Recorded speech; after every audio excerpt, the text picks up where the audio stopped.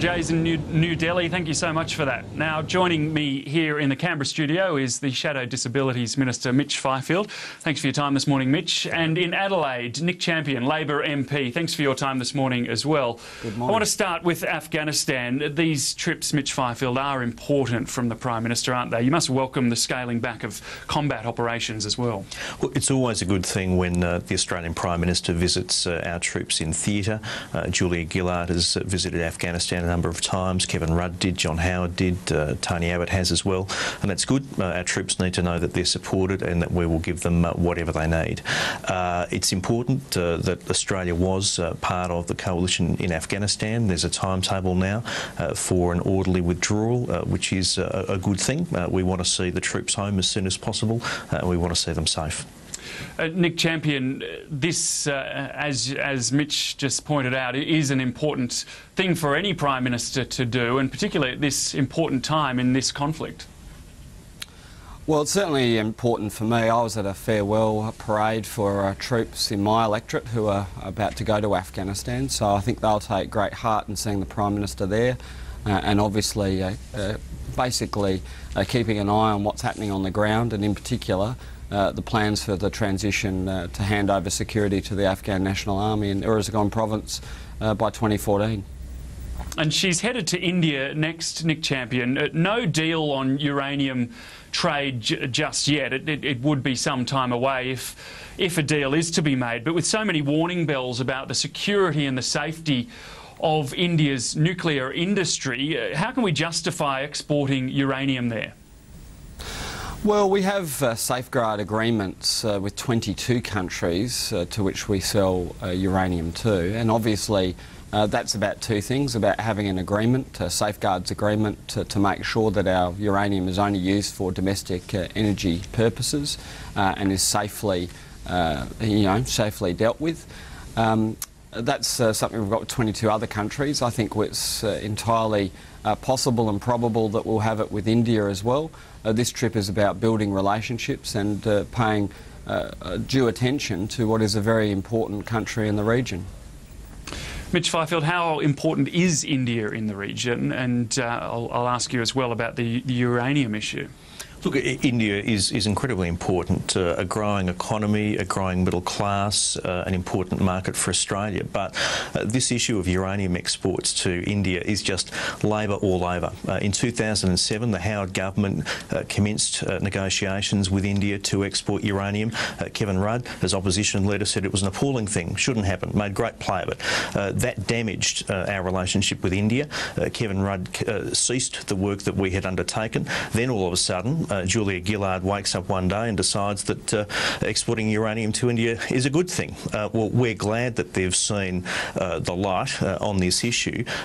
Yes, there do need to be appropriate safeguard agreements. We have those with China, we have those with Russia, but one of the reasons why it's so important for this to go ahead, apart from the economic benefit for Australia, is we want to see living standards rise in India, so we want them to have access to cheap energy. And if you take this government at their word that they want to do something about greenhouse gases, well, surely you would want India not to be reliant on brown coal. An important opportunity that had gone begging, thank goodness, they've changed their mind. And Mitch Fifield, your leader, Tony Abbott, is in Indonesia at the moment. He'll be meeting with Susilo Bambang Yudhoyono on a range of issues, but he'll also be telling a business lunch today when it comes to asylum seekers if Australia wants Indonesian cooperation in dealing with our first order issues. We need to cooperate even more closely with Indonesia on its first order issues. That's being read as tying more aid for Indonesia to receiving help on people smuggling. Is that an accurate analysis of that statement from Tony Abbott? Yeah, look, I don't think Tony is suggesting that we tie aid to further aid. Yeah, that we tie aid to particular policy agreements in other areas. We will always support Indonesian with aid and with humanitarian development and with assistance to develop economically. That is a given. What Tony is saying is that if we help Indonesia with the issues that are important to them, that will create trust. It will establish a stronger bilateral relationship and other aspects of the relationship, therefore, will be easier. That really was the point that Tony was making. But more than anything, Tony wants to send the message to Indonesia that there'll be a no surprises approach under a coalition government, that whenever there is to be a significant policy change, we will workshop that with India. They won't read about that in the papers as they did with the debacle over live cattle export. We want to see a closer relationship. We want to see the establishment of essentially a new Colombo plan, two-way exchange. We educate people from Indonesia. Indonesia educates people from Australia. That's the sort of relationship that we want to pursue, not the surprise a day, as we've seen under this government, where an announcement such as a proposal for offshore processing in East Timor is announced. Indonesia find out about it when they read it in the papers. Nick Champion, a response to that, Tony Abbott's talking about a no surprises principle. It's a pretty obvious dig at some of the problems that Labor has had with the relationship with Indonesia over the last few years. Well, I don't think there haven't been any great problems with the relationship with Indonesia. I find it very strong, but it's a bit passing strange that Tony Abbott sort of says no surprises on the front page of the Australian today, but in the past he's been all surprises. On towbacks, he's completely ignored what the Indonesians have said, and on overseas aid, he said he'd cut overseas aid to Indonesia, in particular a Howard government program to schools, which was enormously important. It's in our vital interests to have Indonesia as a growing neighbour, a neighbour with a growing economy, and a nation that's developing properly in order to avoid instability and terrorism. So we want to support Indonesia where we can. We want to have a good relationship with Indonesia. I think it's incumbent on both parties to deal with Indonesia in a mature way. And I think, you know, where we can, we should avoid domestic politics, you know, in our relationship with them, and have as close as we can a bipartisan approach. Now, just before we take a break, Mitch Fifield, just a very quick question. Will Tony Abbott raise the issue or the policy of towing back boats? Well, one thing that we've been determined in our dealings with Indonesia is that we don't conduct discussions through the media, that we don't practice megaphone diplomacy, that we talk about things face to face. So the content of Tony's discussions, I'm sure he will brief, and the Indonesians will brief about the broad range of areas covered. But our policy in relation to dealing with asylum seekers is well known. Indonesia knows we have a policy of towing back where it's safe to do so. It was the policy under the Howard government. No surprise there. Okay, we'll take that break very briefly. We'll be back shortly with more.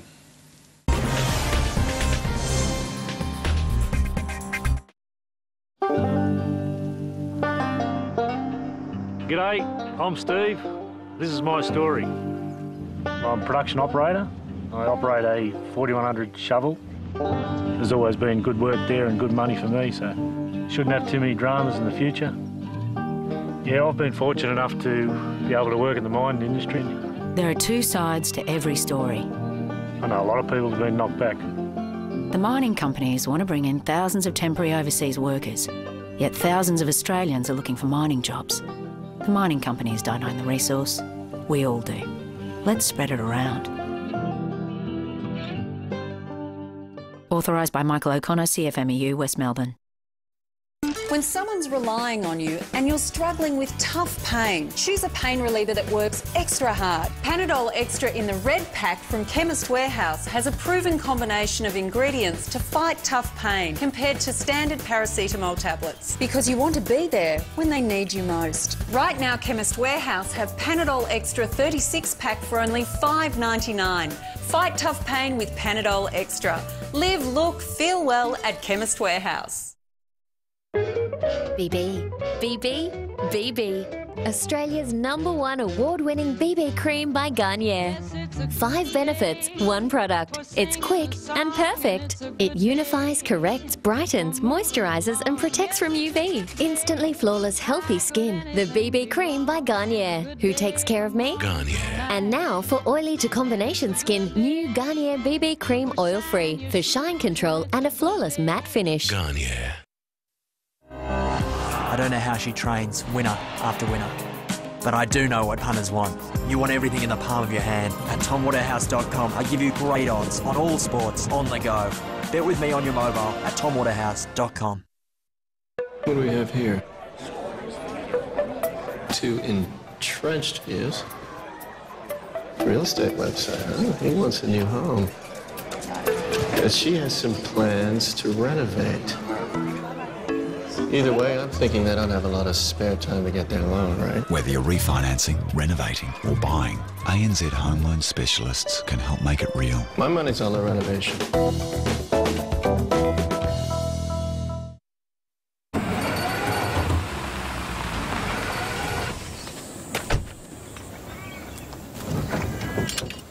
Yeah, roll starts are tricky.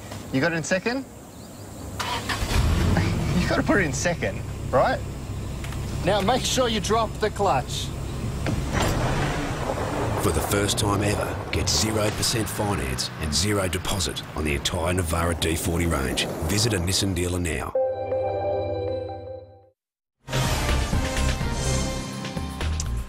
Welcome back to the program. We're expecting an announcement today from the Workplace Minister, Bill Shorten, when it comes to industrial relations and more particularly recommendations from the Fair Work Review that is being backed by both unions and employers. So these are the more simple reforms to the Fair Work Act, and they relate to, for example, costs being payable to parties who are deemed to be acting unreasonably, for example, in unfair dismissal negotiations. I'm still joined by Nick Champion and Mitch Fifield. Nick Champion, how important is it to conduct this reform of IR to satisfy, well, business and unions? Well, look, the important things about this issue, I suppose, is that, first of all, we've got low unemployment, which helps workers get jobs. We've abolished work choices, which helps them with the security of jobs. And what this is less a reform as it is refinement of the Act, of the Fair Work Act, to make the system work better. And that's a sensible thing to do after we abolish work choices and put in place the new Fair Work Act. It made sense to have a review after some time to see how it was working. So we're now doing that. These changes have been agreed to by the employer groups and by the unions, and so this is where there's common agreement. It won't make many headlines, I don't think. When people are in furious agreement, it doesn't make for good news, but sort of good reporting. But this is a good thing. It's people working together and it's refining an act that's working. But is it an admission that it hasn't been working so well?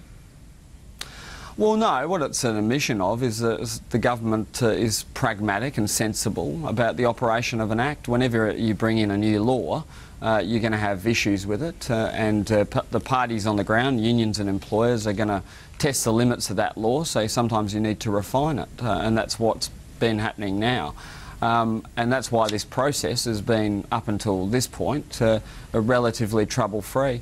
But, you know, the important things are a growing economy, keeping people in work, the abolition of work choices, keeping people secure in work.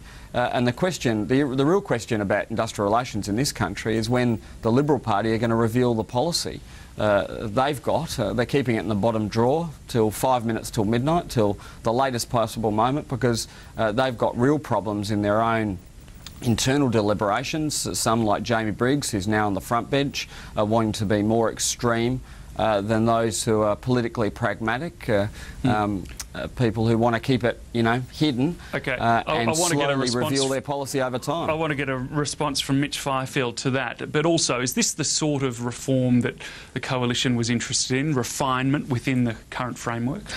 Well, what the Fair Work Act review recommended was essentially a series of minor housekeeping matters.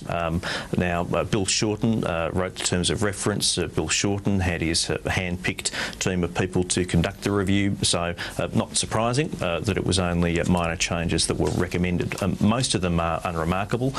We've supported the majority of them, but it's interesting to go back to when the government introduced this Act. They promised that there'd be some sort of industrial nirvana, that it would be a happy and glorious world for all workers.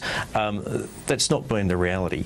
You've only got to talk to people in business, you've only got to talk to employees to know that there are serious disincentives in the current system to employees taking on more people. Unfair dismissal is one example of that. Even this government had to concede through this review that unfair dismissals laws as they currently stand are a disincentive to taking people on board. And we've also seen with the abolition of the Australian Building and Construction Commission, militant unionism on the rise again, which we've seen in Melbourne. Whenever there's tweaking to the Act by Labor, that's okay.